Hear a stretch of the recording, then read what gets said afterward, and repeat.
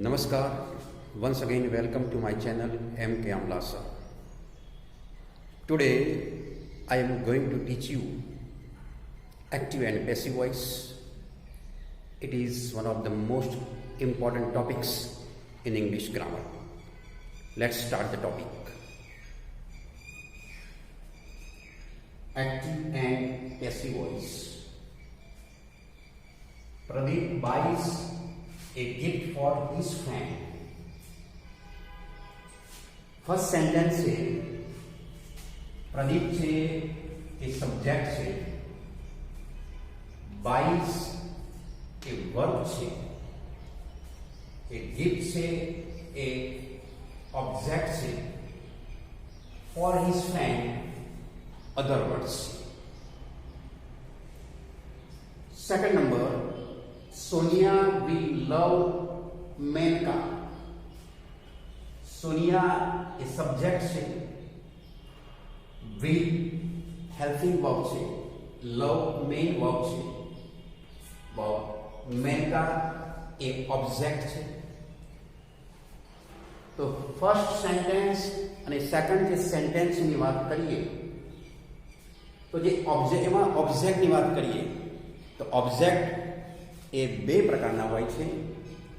એક direct object, મુખ્ય કર્મ, અને જે સેકન્ડ ઓબ્જેક્ટ છે એનું નામ છે ઇનડિરેક્ટ ઓબ્જેક્ટ, જેને આપણે કહીશું ગૌણ કર્મ.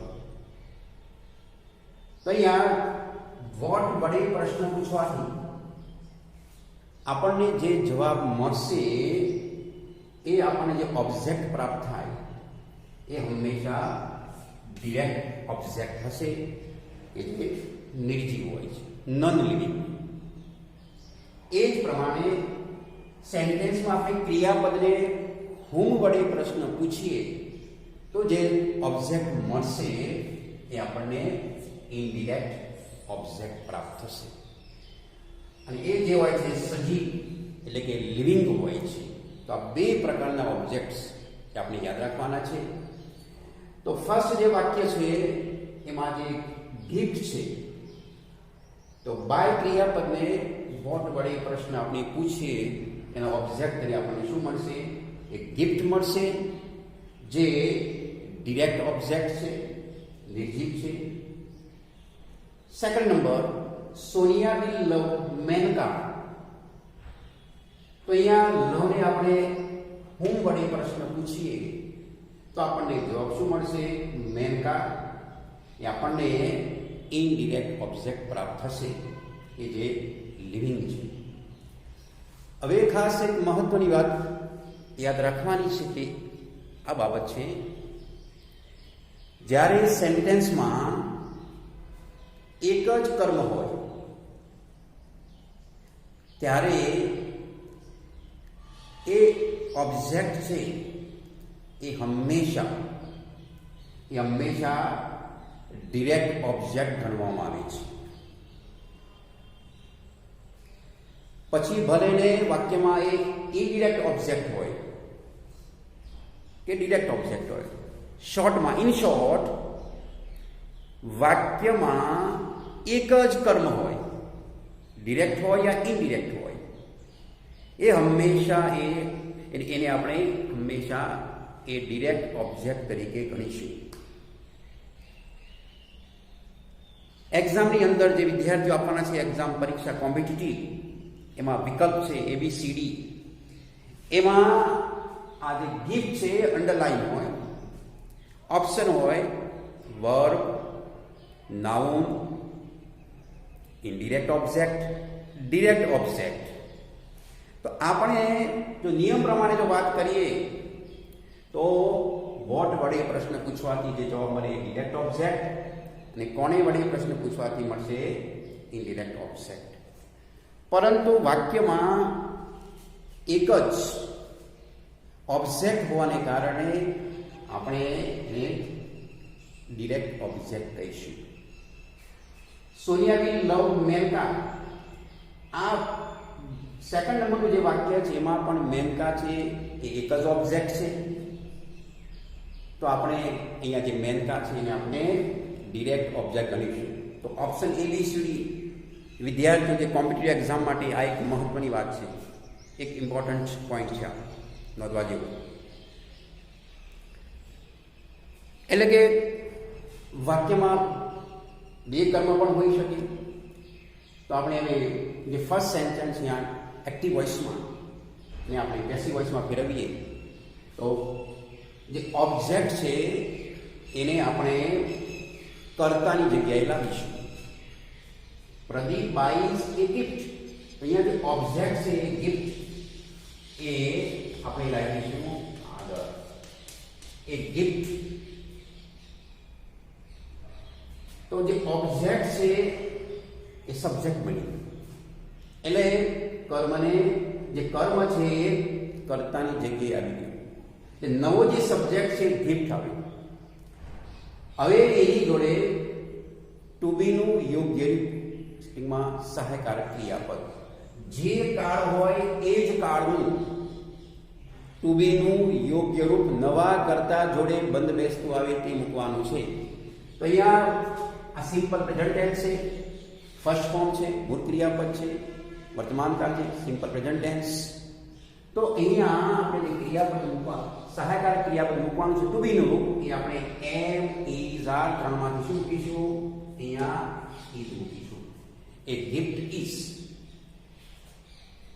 ત્યાર પછી જે વર્બ છે ક્રિયાપદ એને આપણે બનાવશું past participle.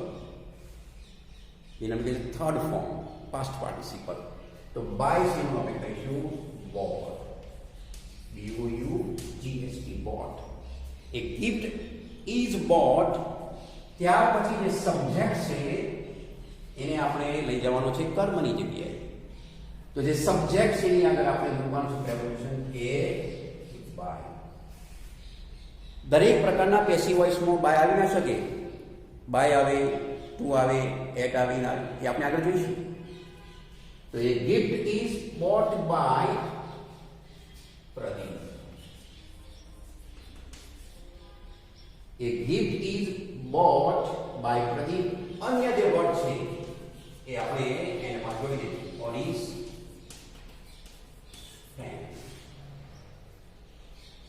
Second number, Sonia will love Menka. તો મેનકા જે ઓબ્જેક્ટ છે, તો આપણે એ ઓબ્જેક્ટને બનાવ્યું છે subject.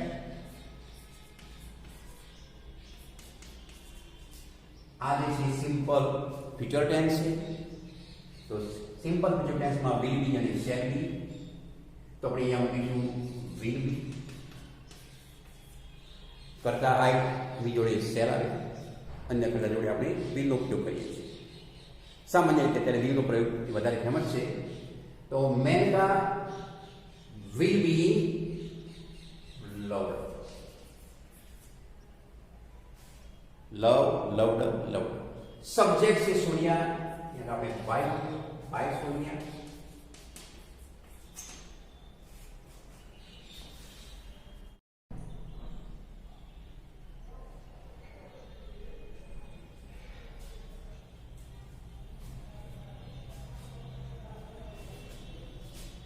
Third number, the chief guest gave a prize to me yesterday. બીજા નંબરનું જે વાક્ય છે એમાં બે ઓબ્જેક્ટ છે. એ પ્રાઇઝ. આ પ્રાઇઝ છે એ આપણે કહીશું ડિરેક્ટ ઓબ્જેક્ટ અને કહીશું ઇનડિરેક્ટ ઓબ્જેક્ટ. વાક્યમાં જ્યારે બે કર્મ હોય ત્યારે આપણે ડિરેક્ટ ઓબ્જેક્ટ અને ઇનડિરેક્ટ ઓબ્જેક્ટની આપણે ગણના કરીશું. The chief guest gave a prize to me yesterday.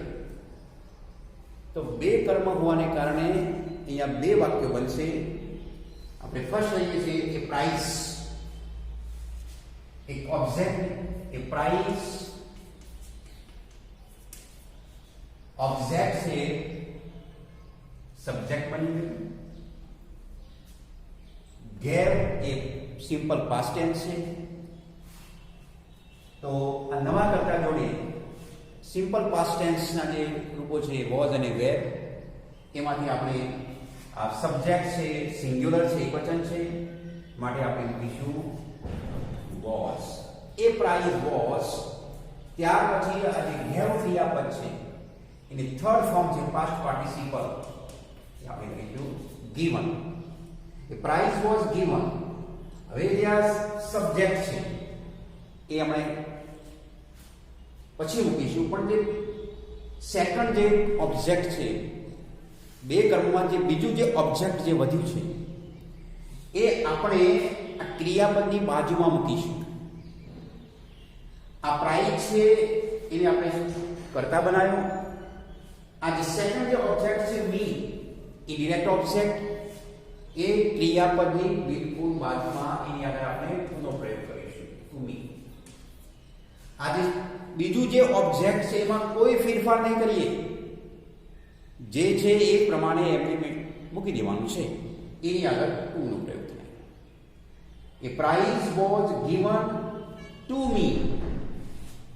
ત્યાર પછી by the chief guest.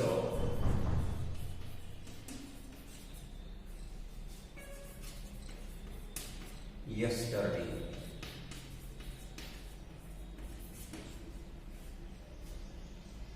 A prize was given to me by the chief guest yesterday.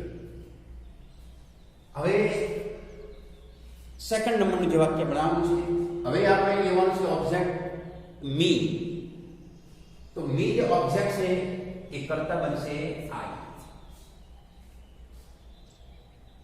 Simple past tense છે, વોઝ અને વેર, તો આઈ જોડે આવશે, એ વોઝ આવશે, I was.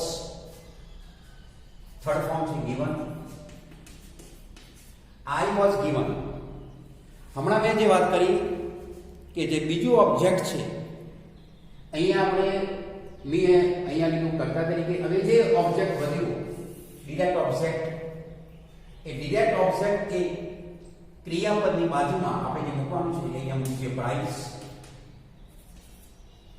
I was given, a price.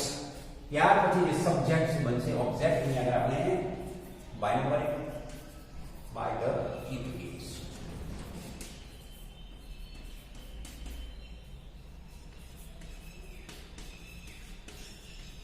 yesterday. તો આ બે કર્મ હોવાના કારણે બે વાક્ય બન્યા. A prize was given to me by the chief guest yesterday. I was given a prize by the chief guest yesterday. હવે સેકન્ડ ઇમ્પોર્ટન્ટ થિંગ, આ બંને જે જવાબ છે એ સાચા જવાબ છે. 10મા ધોરણના વિદ્યાર્થીઓ, 12મા ધોરણના વિદ્યાર્થીઓ, આ બંને જવાબ સાચા છે. પણ જીપીએસસી અને યુપીએસસી ની અંદર આ જે બે જવાબ છે ઓપ્શનમાં આ બંને વિકલ્પો મૂકી શકે એમ છે. બંને વિકલ્પો વ્યાકરણની દ્રષ્ટિએ બંને સાચું છે. બે ઓબ્જેક્ટ છે, બે વાક્ય બનાવે. પણ યુપીએસસી એક્ઝામ, જીપીએસસી એક્ઝામમાં ઓપ્શન તરીકે જ્યારે મૂકવામાં આવે બંને સેન્ટેન્સ, ત્યારે કન્ફ્યુઝન પેદા થાય છે કે કયું ટીક કરવું કરેક્ટ તરીકે. તો મિત્રો યાદ રાખજો. તો અહીંયા જે ઓપ્શન છે એમાં આપણે જે ટીક કરીશું એ આ સેકન્ડ નંબરનું જે વાક્ય છે એ આપણે એક સાચા વિકલ્પ તરીકે એની પસંદ કરીશું. રિપીટ વન્સ મોર. 10મા ધોરણના વિદ્યાર્થીઓ, 12મા ધોરણના વિદ્યાર્થીઓ, એમના માટે તો પ્રશ્ન છે જ નહીં. પરંતુ આ કોમ્પિટિટિવ એક્ઝામ છે, યુપીએસસી જીપીએસસીની વાત કરું છું હું, એ વખતે બંને જ્યારે ઓપ્શન આવશે ત્યારે આપણા માટે એક પ્રશ્ન બને છે. તો જે વાક્યમાં જે ઇનડિરેક્ટ ઓબ્જેક્ટ છે, ઇનડિરેક્ટ ઓબ્જેક્ટ, એ વિકલ્પ આપણે પસંદ કરવો પડશે. એનું એક જ કારણ છે, એક કારણની વાત કરું તો આમ તો ભગવાન સર્જન કર્યું છે એમાં દરેકમાં જીવ છે, પરંતુ એક જનરલી વાત કરીએ તો આ જે પ્રાઇઝ છે એ નોન લિવિંગ છે, મી છે એક લિવિંગ છે. માટે આપણે જે લિવિંગ હોય, જે ઇનડિરેક્ટ ઓબ્જેક્ટ છે એ પ્રાણ હોવાને કારણે જે ઇનડિરેક્ટ ઓબ્જેક્ટ છે એ આપણે વિકલ્પ તરીકે એ આપણે પસંદ કરવો પડે. આ એક કોમ્પિટિટિવ એક્ઝામના વિદ્યાર્થીઓ માટે એક અગત્યની બાબત છે. Thank you so much. Good bye.